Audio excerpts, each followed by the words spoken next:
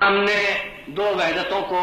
ان ساری وحدتوں کے مقابلے میں دو وحدتوں کو تسلیم کیا اور ان کو پیش کیا، اور وہ دنیا کی معصوم ترین، غیر مضر ترین مثبت وحدتیں ہیں،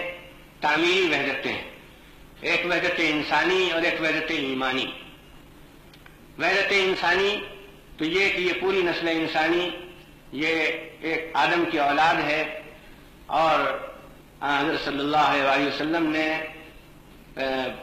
حجۃ الوداع کے خطبے میں ایسے معجزانہ، بلیغی نہیں بلکہ معجزانہ الفاظ میں اس پر مہر لگا دی، اس سے زیادہ انسانی عزت کا کوئی منشور یا چارٹر، انسانی مساوات کا کوئی منشور یا چارٹر نہیں ہو سکتا۔ آپ نے فرمایا کہ ایھا الناس ان اباکم واحد و ان ربکم واحد، اے انسانوں تمہارا باپ بھی ایک ہے، تمہارا رب بھی ایک ہے۔ وحدت پدری یا وحدت ابوت اور وحدت ربوبیت، وحدت اب، عربی میں اگر ہم کہیں تو کہیں وحدت اب اور وحدت رب، یہ دو وحدتیں ہیں جو ہر انسان کو ملی ہیں کہ اس کے جسمانی وجود کا آغاز ایک انسانی وجود سے ہوتا ہے، بڑا ہو چھوٹا ہو، کسی زبان کا بولنے والا ہو، کسی سطح پر وہ کسی سطح کا انسان ہو، سب کا سلسلہ نسب، شجرہ نسب ایک انسان پر ختم ہوتا ہے۔ اور ان ربکم واحد، تمہارا پیدا کرنے والا بھی ایک ہے۔ ان دو مختصر لفظوں میں وحدت انسانی کا وہ اعلان کیا گیا ہے جس سے زیادہ وسیع، عمیق اور سے زیادہ قابل فہم اور سے زیادہ عملی حقیقت کوئی اور نہیں ہو سکتی،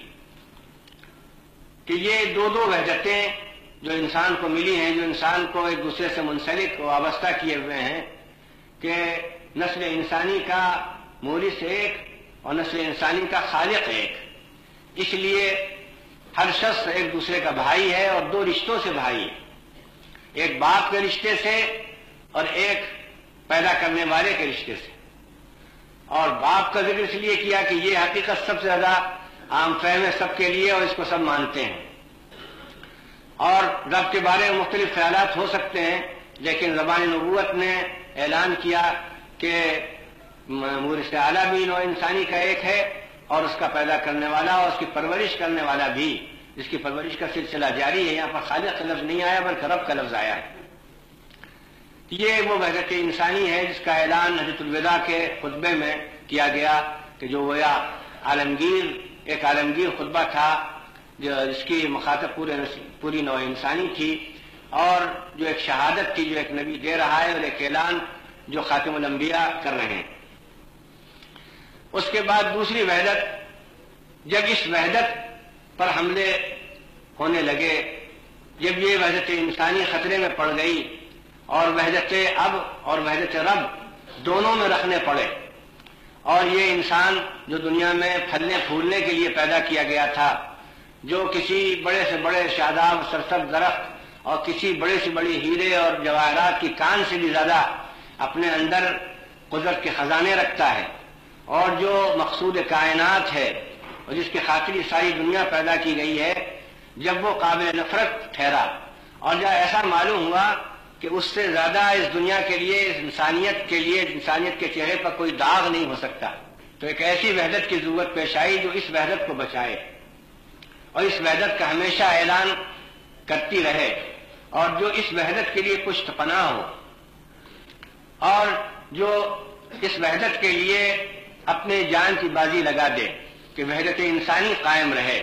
تو اس کے لیے ایک وحدت ایمانی کی ضرورت ہوئی کہ وہ تمام انسان ایک ایسی اساس پر جمع کر دیا جائیں جو وحدت اب پر بھی ایمان رکھتے ہوں وہ انسان، اور وحدت رب پر بھی ایمان رکھتے ہوں، اور اس کو ایک تاریخی حقیقت کے طور پر نہ مانتے ہوں بلکہ اس کو دنیا کے لیے ضروری سمجھتے ہوں، اور اس کے لیے وہ اپنے جان کی بازی لگا سکتے ہوں، اپنے کو خطرے میں ڈال سکتے ہوں، اس کے لیے وہ اپنے جان، مال، عزت، آبرو، اولاد سب کو بازی پر لگا سکتے ہوں۔ اس وحدت ایمانی اور اس وحدت انسانی میں حقیقتاً کوئی فرق نہیں ہے۔